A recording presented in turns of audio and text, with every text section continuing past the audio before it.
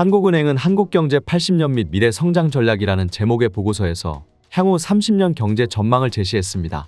3회에 걸쳐서 이 보고서의 내용을 분석해 봅시다. 오늘은 첫 번째 시간으로 지난 50년간의 경제 성장에 대해서 분석해 봅시다. 우리나라는 1953년부터 2022년까지 연간 6.9% 성장하였으며 명목 기준 1인당 국내 총생산은 1953년 66달러에서 2022년 현재 32,410달러로 증가하였습니다. 그 결과 현재 우리나라는 미국, 독일, 영국, 프랑스, 일본, 이탈리아와 함께 인구 5천만 명 이상, 1인당 소득 3만 달러 이상을 의미하는 50-30 클럽에 속해 있습니다. 이 기간 중 우리나라는 두 차례의 석유위기, 아시아 외환위기, 글로벌 금융위기, 코로나19 팬데믹의 위기를 겪었지만 나름의 방식으로 이를 견뎌내왔습니다. 경제성장은 흔히 일국의 모든 경제 주체들이 한 해 동안 재화 및 서비스의 생산활동을 통해 창출해낸 부가가치의 총량, 즉 국내 총생산이 증가하는 현상을 의미합니다. 일반적으로 경제성장은 노동, 자본 등 생산요소의 투입 증가에 의한 기여도와 기술 진보 등의 기여도로 분해됩니다. 1971년부터 2022년까지 우리나라의 기초가격 기준 GDP는 연평균 6.4% 성장하였으며 이중 자본 투입이 3.4%포인트로 전체 성장의 과반인 53.1%를 기여하였고 노동 투입이 1.4%포인트로 22.6%를 기여하였습니다.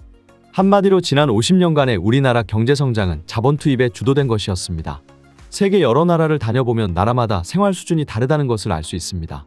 미국, 일본, 독일 등 선진국의 1인당 평균 소득은 인도, 인도네시아, 나이지리아 같은 후진국 평균 소득의 10배가 넘습니다. 이러한 소득 격차는 삶의 질의 격차로 나타납니다. 부유한 나라일수록 자동차와 전화, TV 등이 많고 영양 상태도 좋죠. 뿐만 아니라 주택도 안전하고 훌륭한 의료 서비스를 누릴 수 있으며 평균 수명도 깁니다. 그리고 같은 나라 안에서도 시간이 흐름에 따라 생활 수준이 크게 달라지기도 합니다. 지난 100여 년 동안 미국의 1인당 실질 GDP는 연평균 2%씩 증가했습니다. 2%가 적은 수치로 생각될지 모르지만 이 추세로 성장하면 35년 만에 평균 소득이 2배로 증가합니다. 이러한 성장 덕택의 대부분의 미국인들은 부모나 조부모, 증조부모 세대보다 경제적으로 훨씬 풍요롭게 살고 있죠. 성장률은 나라마다 많은 격차를 보입니다.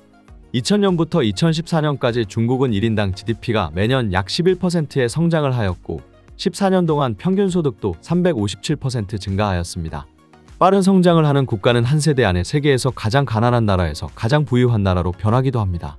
반면 몇몇 아프리카 국가의 평균 소득은 여러 해 동안 늘지 않았습니다. 그 중에서도 짐바브웨는 최악의 성장 경험 사례 중 하나입니다. 이 국가의 1인당 소득은 1991년부터 2011년까지 38% 감소했습니다. 이러한 차이를 어떻게 설명할 수 있을까요? 부유한 나라들은 어떤 식으로 높은 생활 수준을 유지할 수 있을까요?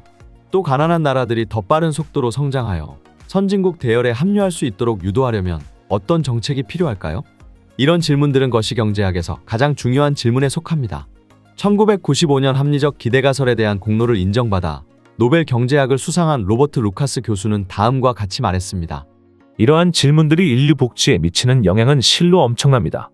여기에 대해 생각하기 시작하면 다른 생각을 하기 어렵죠. 만화로 보는 맨큐의 경제학 강의는 튜넷 또는 이페스코리아에서 유료로 수강할 수 있습니다. 경제학의 베스트셀러. 지금 바로 만화로 보는 맨큐의 경제학 7권 세트를 만나보세요.